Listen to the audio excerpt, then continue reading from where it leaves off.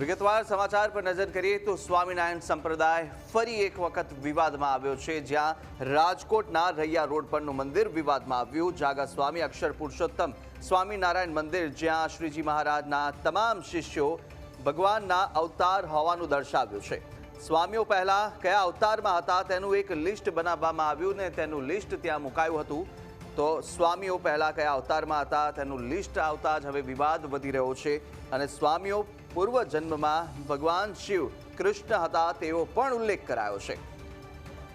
તો આ તરફ શિવજી, કૃષ્ણ, હનુમાનજી, લક્ષ્મીજી સહિતના દેવી દેવતાઓનો ઉલ્લેખ કરવામાં આવ્યો છે.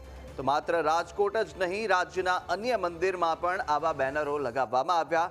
તમામ જાગા સ્વામી અક્ષર પુરુષોત્તમ સ્વામિનારાયણ મંદિરની અંદર આવા બેનરો લાગ્યા છે.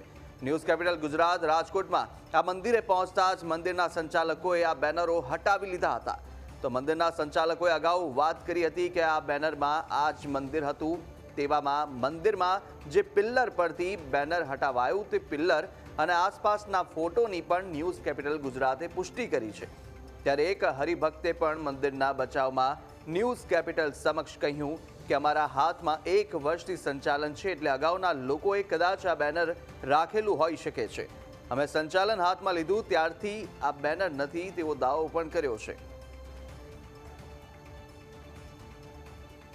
ભાઈ અક્ષરધામ એટલે ગુજરી ગયા છે ટૂંકમાં.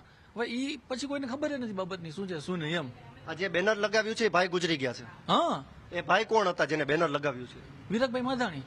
વિરાગભાઈ. હા, વિરાગભાઈ શું હતા મંદિરમાં? એ આ મંદિરનો જયારે પાયો નખાણો ને ત્યારથી લઈને આ મંદિર હાલતું ત્યાં સુધી જ ચલાવતા હતા. હું મંદિરમાં આવ્યો ત્યારે હું આ પોસ્ટર મેં નથી જોયું કોઈ દી, કારણ કે હું આ મંદિરમાં જોડાને 1 વર્ષ થયું છે. એટલે વિરાગભાઈ ગુજરી ગયા ને એક સપ્ટેમ્બરમાં ગુજરી ગયા છે.